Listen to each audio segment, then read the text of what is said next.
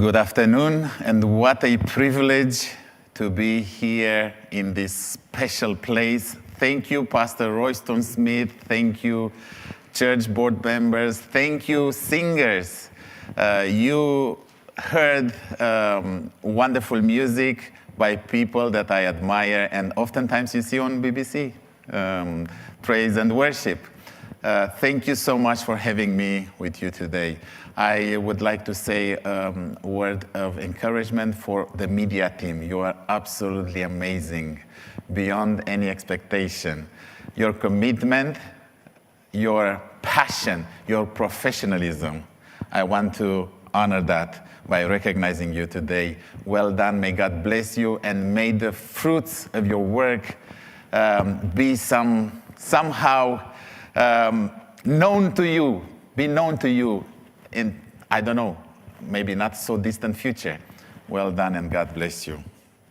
Thank you for the invite. I would like to try to fit into your main theme, lessons from the Exodus.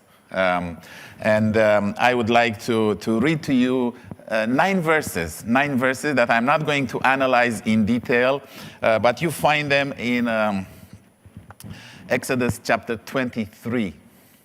Do not spread false reports. Do not help a guilty person by being a malicious witness. Do not follow the crowd in doing wrong. When you give testimony in a lawsuit, do not pervert justice by siding with the crowd. And this will be the main verse that I'm going to look at this afternoon. And do not show favoritism to a poor person in a lawsuit. If you come across your enemy's ox or donkey wandering off, be sure to return it. In today's world would be a Ferrari, Maserati, something like that. But you know, you got the message. If you see the donkey of someone who hates you fallen down under its load, do not leave it there. Be sure you help them with it. Do not deny justice to your poor people in their lawsuits. Have nothing to do with a false charge, and do not put an innocent or honest person to death. For I will not acquit the guilty. Do not accept a bribe, for a bribe blinds those who see and twists the words of the innocent. Do not oppress a foreigner. You yourselves know how it feels to be foreigners, because you were foreigners in Egypt.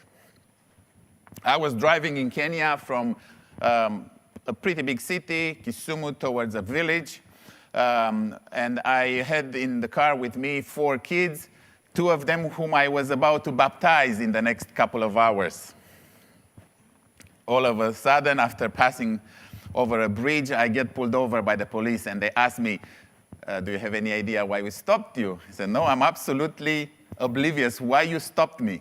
And the lady, police officer, said, speeding. I said, wow, I'm in trouble. How fast was I going? She said, 90. 90 on what? She said, 40. I said, I'm in trouble. I'm in trouble. And then she said, go and speak with our boss. And the boss, you can recognize him because he was carrying a baton, that kind of things that gives him authority. And I was waiting in a queue, basically, because there were lots of cars stopped there. And I'm the only Muzungu, the only white person in the queue.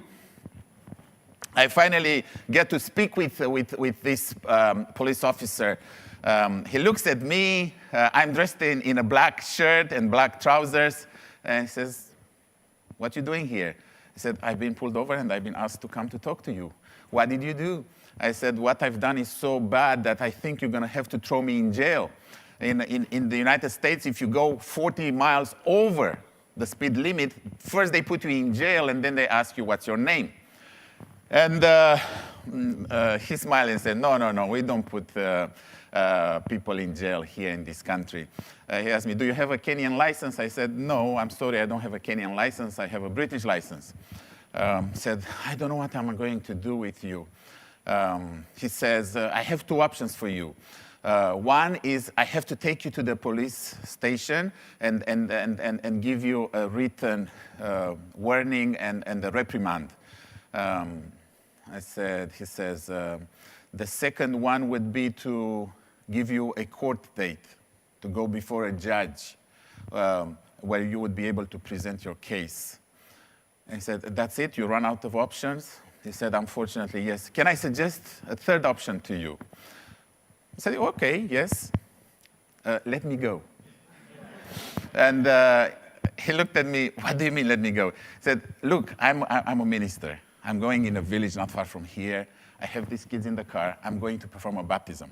By the way, the Seventh-day Adventist Church is very well known in that country, in Kenya. He looks at me and he says, you know what? I would let you go. But do you see all these brothers of mine, Kenyans? What do you think they would say if I let you go, a white man, and I charge them? I said, that is your problem, but let me go. He said, I cannot let you go without charging you. I said, did I say that I want you to let me go and not to charge me? And then the penny dropped. He said, let me go, please. Went back to the car, to my backpack, took a 20-pound note because I didn't have Kenyan shillings. Went back to the lady that stopped me. She put me in the car. I give her the 20-pound note. She gives me my credentials, pastoral credentials, I have to say, and my driving license. I kiss her hand like we do back in Romania, and off I went. I get to the school to tell them the story. And they are looking at me like I'm coming from a different planet. Simply because they did not think that what I've just done was acceptable within the Seventh-day Adventist Church and within the school and within the culture that is being kind of promoted by Westerners going there into that country. Basically, bribing is a sin. And it says here, do not accept a bribe. I did not see yet a verse where it says, do not give bribe. So I think I'm a bit safe, you know. So it says not to accept bribes. So Pastor Royston Smith, myself, we don't get bribes for you become an elder or something in the church, you know. So we are safe. But what about giving bribes? And I was telling them the story, you know, bribing people is lifestyle. In here, in Kenya, in Africa, and where I come from, it used to be. It goes as bad as we used to bribe the authorities to let us go with Bibles inside the country. And they were looking at me again like I was coming from a different planet. Because the other Westerners that went there, they would tell them that bribing is bad, is a sin. And I am not preaching to you today to support bribing. No, do not do it, please, unless you are about to do a baptism and the police stops you for speeding. This is one of the most ignored passages in the scripture. A passage so pregnant in meaning that we would need a whole year to study every aspect of this passage alone. In 9 verses, the poor are mentioned twice in almost opposite instances. In verse 3, the poor should not be shown favoritism just because he is poor. And 3 verses down, in verse 6, we are told not to deny justice to someone just because of their financial status. We know many stories of poor people imprisoned for the crimes of others, simply because they couldn't afford a lawyer. Or a black person jailed just because of the color of their skin. The internet, that is full of such stories, tragic stories. In Romania, where I come from, there were gypsies, poor gypsies, I might say, like so poor that they cannot afford a passport to come to London to pickpocket me and you, honorable people. They are so poor that they would take upon themselves crimes they did not commit. And they would serve 6 months up to 5 years in prison, somebody else's crime. They would serve in prison for somebody else's crime. It almost became like a job, you know, and that would be a great deal because the police would resolve the case, they would report the case solved, somebody would go to jail, the offender will be free, and the family of this poor gypsy would have food on the table during that time. That's how bad life could be sometimes. And by the way, in my travels through Africa, and there are many in recent years, I'm yet to find a local church elder who is poor. I wonder why. Do not follow the crowd in doing wrong. When you give testimony in a lawsuit, do not pervert justice by siding with the crowd. We have become so obsessed with defending the Ten Commandments that you find 3 chapters earlier than this passage,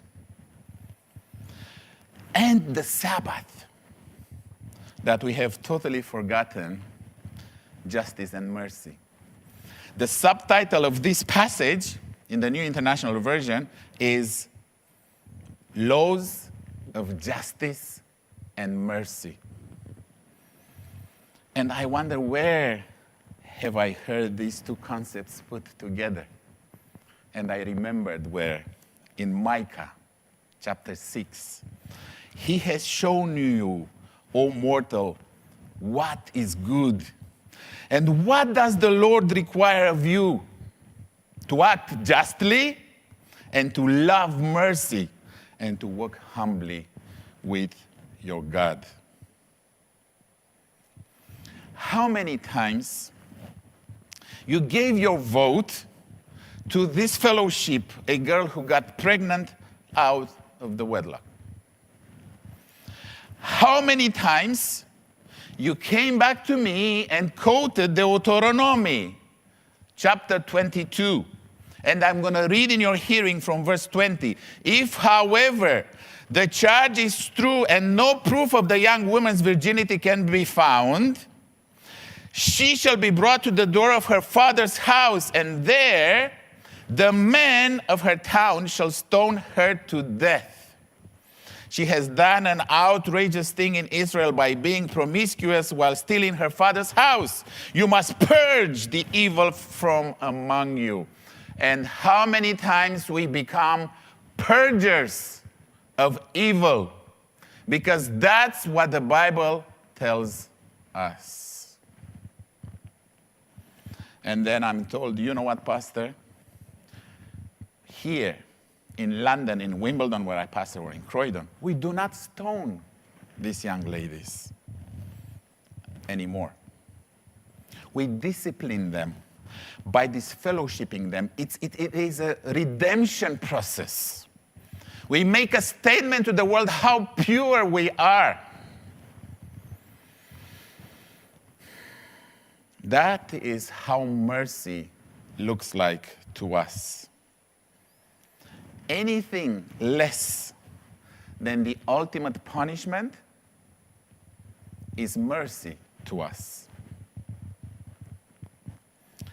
And I am wondering, why was Jesus so calm, so peaceful, when they brought to him the women caught in the act of prostitution? And maybe because there is no merit in arguing. Maybe because proving someone wrong doesn't really help. Explaining to them that along with her, the man should be brought over too and stoned, facing the same fate, would have fallen on deaf ears. Maybe because Jesus knew they came with the passage of the Torah ready, like the one that I've just read to you. And because of no matter what I would say, there will be a counter-argument somewhere in the Bible or on the unwritten spirit of prophecy. You know what that is? The one that exists only in our blurred memory. Those passages that we think exist somewhere because we vaguely remember a pastor saying it from the pulpit about 25 years ago. Maybe Jesus did not say a word because there might be instances in our lives when we don't have to say words to show mercy. We just have to do it. And Jesus starts writing in the sand. When I was a young teenager, a young lad, growing up in communism in Romania, being an Adventist was hard enough as it was. And my mom was very concerned about my well-being, about my future. And thankfully, there was a gentleman, there was a guy in my church that put together a singing group. Not as big as Croydon choir, but it was a singing group.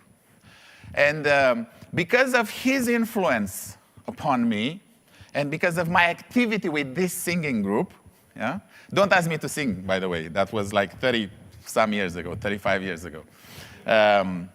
I can safely say that along with my mother's influence, along with other church people's influence, along with some pastors, relatives, my grandparents, my grandfather, my maternal grandfather, I am a Seventh-day Adventist today.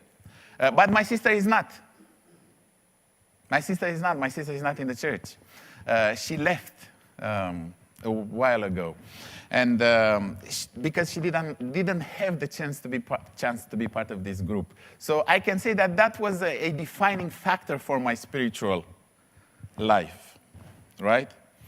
Now, this guy whom I love dearly, by the way, that it was then when I was part of the first media evangelism ministry ever. What we've done back then, we've recorded audio, a book, Project Sunlight, by John Strong, which is written in a play format. And we recorded it, and we would give it to people on 6 tapes. I don't know how many of you have tapes, and I don't know how many of you can play those tapes anymore. But I can tell you for a fact that many people came to Christ because of those tapes. So that was like nearly 40 years ago, and that was my first media evangelism project. It happens that this man became a little bit too extreme regarding some aspects of our faith.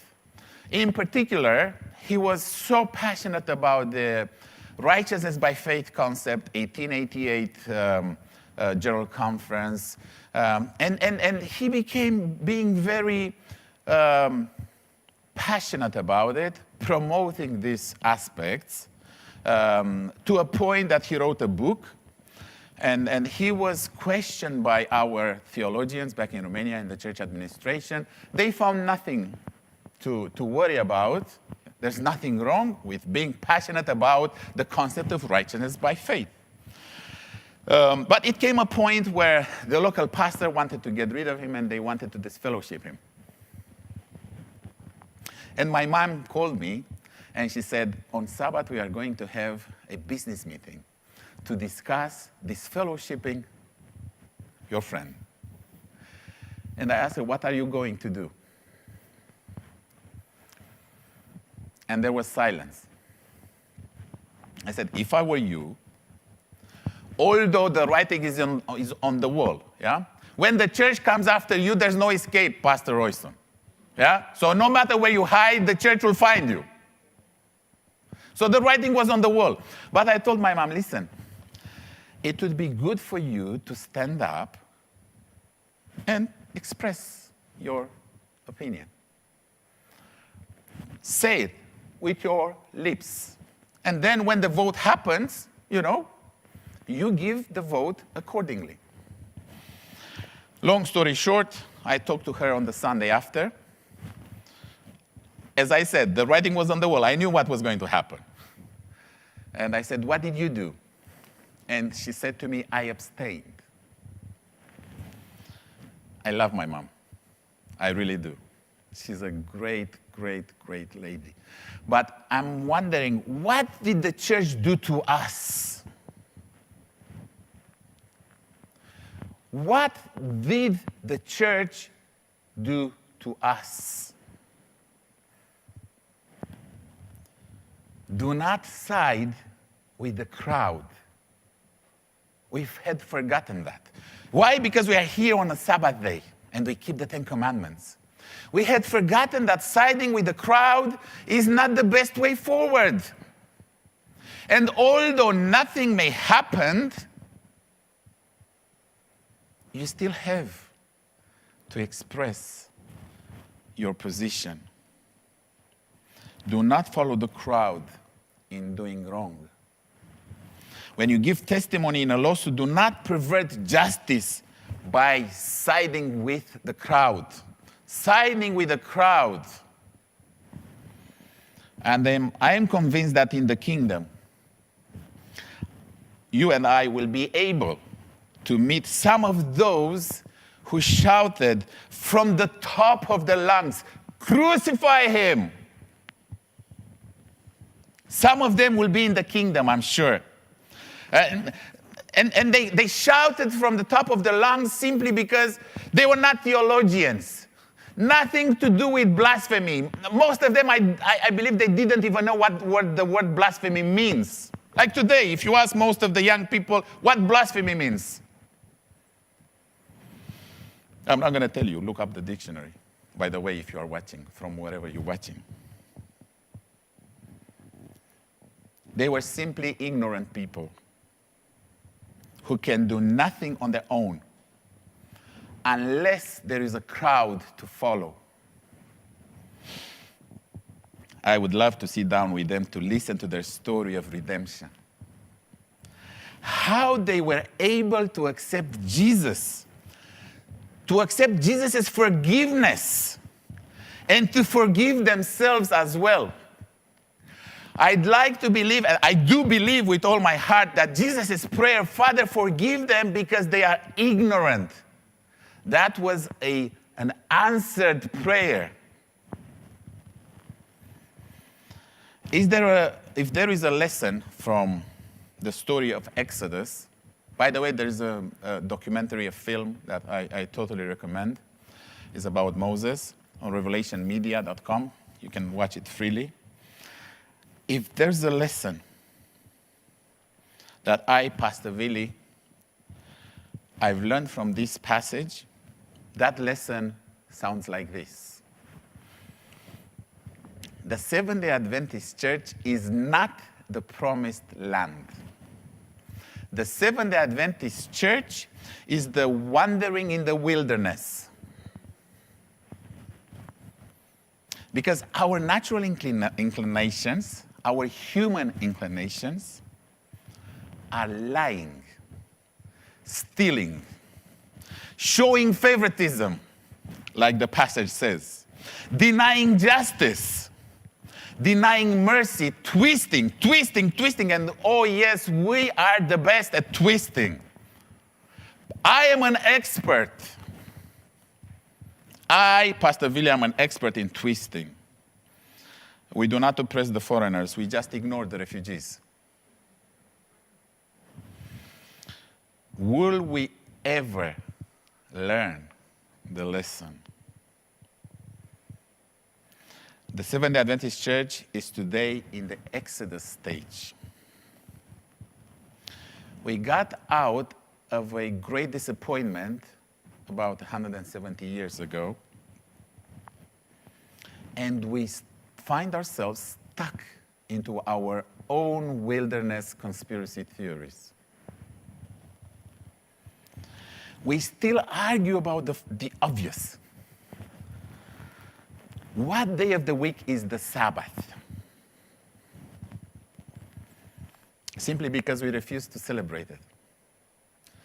We cannot enjoy it unless there are some restrictions attached to it. We are waiting Jesus to return to take us home with absolutely no intentions to live the kingdom's values here and now. And if Pastor Willie goes into the pulpit and prophesies, none of you will be alive to see Jesus returning on the clouds of heaven, but your grandchildren And those whom you disfellowshipped and marginalized and ignored, only those who, like Joshua and Caleb, are in the minority will be alive to see Jesus. Have you ever considered the fact that the Exodus was not decided by a vote? It was entirely God's decision. Have you ever thought about the wandering in the wilderness, on the other hand? That it was entirely a business meetings vote. It was a self-declared sentence. Not only a vote, but shouting, threatening, resigning. Let us go back. Let's fire Moses. We need a leader that will take us back. And let me make a confession here. That is probably what keeps me still in the Seventh Adventist Church. And that's why I'd rather watch this church crumbling from inside, like Joshua and Caleb, rather than picking up my stuff and leaving. It's easy to go back to Egypt. And Egypt may seem attractive. But I know Egypt too, because I've been there. It's not a place to go back, believe me. Joshua and Caleb stayed in spite of being right. They stayed because they were right. And if we work a simple arithmetic here, I would say even simplistic. 600,000 men left Egypt. None of them entered the promised land except 2. 40 years mean approximately 40 years. That's for another sermon. It means 14,400 days. 14,400 days. 600,000 men divided by 4,000 days gives us a rough average of 41.67 funerals a day. How many of us can bear such? Pastor and I, sometimes I had weeks I had to conduct 3 funerals, and it's really emotionally draining. 41.67 funerals a day. If you were Joshua and Caleb, you would wake up in the morning, look in the obituary, and say, Joshua, you go to this funeral, I'm going to go to the other. 39 will still remain unattended. You are tormented because you don't know whose funeral you're supposed to attend first. And you hope that one day God will show up and reverse that sentence, so you may live and see it with your own eyes. 40 years of thinking back to your own insanity, siding with the crowd, voting with the majority. I would like to conclude today by telling you another story. And I don't like sharing other people's stories. I share my own stories. I was studying at the Theological Institute. I did not study pastoral theology. I studied Adventist theology and Romanian literature. And that gave me a little bit of a freedom. One day, a couple of my colleagues came to me and say, Willy, we've never been on a stadium before. I was working at a certain position at the time, and I had the possibility to obtain tickets to this football game. It was a friendly, Romania-Belgium, I remember. And because it was a friendly, the initial time of the game was changed from after the Sabbath, half an hour inside the Sabbath hours. And I told them, listen, you did not pay anything for these tickets. It's up to you. If you want to go, I'll go with you. If you don't want to go, no love lost.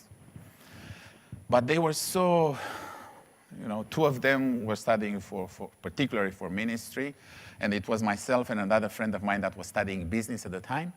So the four of us went to that game. I told them, listen, it would be wise if you don't share this with anyone. But it's difficult when you do something amazing you never done before. How can you keep it to yourself? That's why you do it, basically, to share with others. Sure enough, on Monday, we are given the verdict. The two guys that were studying particularly for ministry, pastoral ministry, were unequivocally and without appeal kicked out, with the possibility to come back in a year or two. Myself and my other friend, who was studying business, were invited to the principal's office. The principal was a man. In today's world, he would be one that was born in a Seventh-day Adventist family, left the church when he was 15, 16, and he came back after the revolution in his 60s. But now he is probably the most prominent academic of the Seventh-day Adventist Church, so they appointed him to be the principal of the theological seminary. I'm saying this to say that his connection with this church business, voting, church manual, it was a little bit far-fetched from him. And I went with fear in his office. Fear not because of him, but it was more like shame. What have I done? Was it worth? Was it worth for that half an hour? And I was thinking, you know how these people think. You put yourself in a situation that you should have not put yourself in. And I went very humble into his office. And he looked at me and he said, hey, I am not here to judge you. I am not here to punish you. What I am going to do is to simply tell you, go and sin no more, like Jesus did. I've never felt this mixture of feelings of shame and happiness and Jesus in between. So sometimes it takes someone that is not really the true traditional church manual scholar Adventist that shows mercy and grace. And it was then when I made a promise to myself that if I'm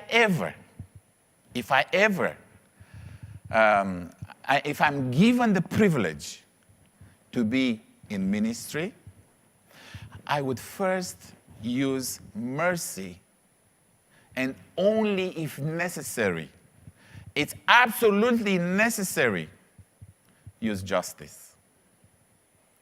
And that is costing me a lot even today. Because it's not easy. It's easy to do a sermon, but wait until you face the rage of the people. Because the crowd will always be the crowd. But allow me to tell you, please, I would not change it. Because I'm not afraid of the crowd. While I was driving here, I heard on the radio that Ms. Patel will not change the law. So if you are planning to protest these days, you are going to face the consequences. And I said, to my mind, where is that protest happening? Because I want to go. I really do. Because I do believe that ladies in this country should be protected. And it is also my fault that they feel like they're not. Please, don't side with the crowd. Stay with the word. It is the safest. And if anyone comes to you, or let me say it, if anyone comes at you with it, let me tell you, don't be afraid. You will find enough justice and mercy in this book to help you stand against the crowd. And you will never, ever be defeated. We are yet to get into the promised land. But for the time we are wandering in London, in this world, let us love justice and let us do mercy, because that is what the true religion is. May God bless you and may God keep you.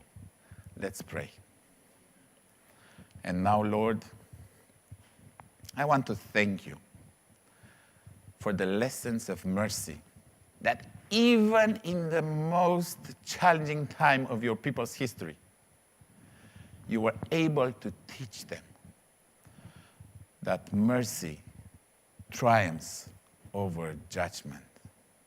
And now unto him who is able to protect you, to keep you safe from the crowd, to keep you tall and standing on your own feet because of the word of God. To him be honor and glory and majesty, now and forevermore. Amen.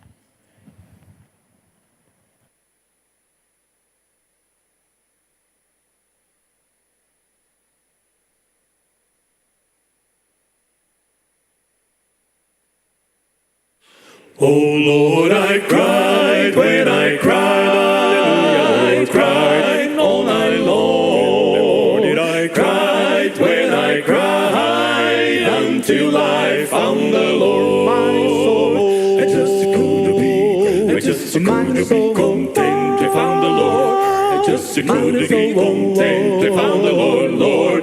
Oh, until I found the Lord. My soul, I just couldn't be. I just couldn't be content. I found the Lord. I just couldn't be content. I found the Lord, Lord. Oh, until I found the Lord. Well, Lord, I prayed when I prayed. Lord, prayed all night long. In the morning I prayed when I prayed until I found the Lord. My soul, I just couldn't be. I just couldn't be content. I found the Lord. I just couldn't be content. I found the Lord, Lord. Oh, until I found the Lord. My soul, I just couldn't be. I just couldn't be content. I found the Lord. I just couldn't be content. I found the Lord, Lord. Oh, until I found the Lord. Well, Lord, I'm more and I'm more. Hallelujah, Lord. More and I'm more until I found the Lord. My soul, I just couldn't be. I just couldn't be content. I found the Lord. I just couldn't be content. I found the Lord, Lord. Oh, until I found the Lord. My soul, I just couldn't be. I just couldn't be content. I found the Lord. I just couldn't be content. I found the Lord, Lord. Oh, until I found the Lord, until I found the Lord, until I found the Lord.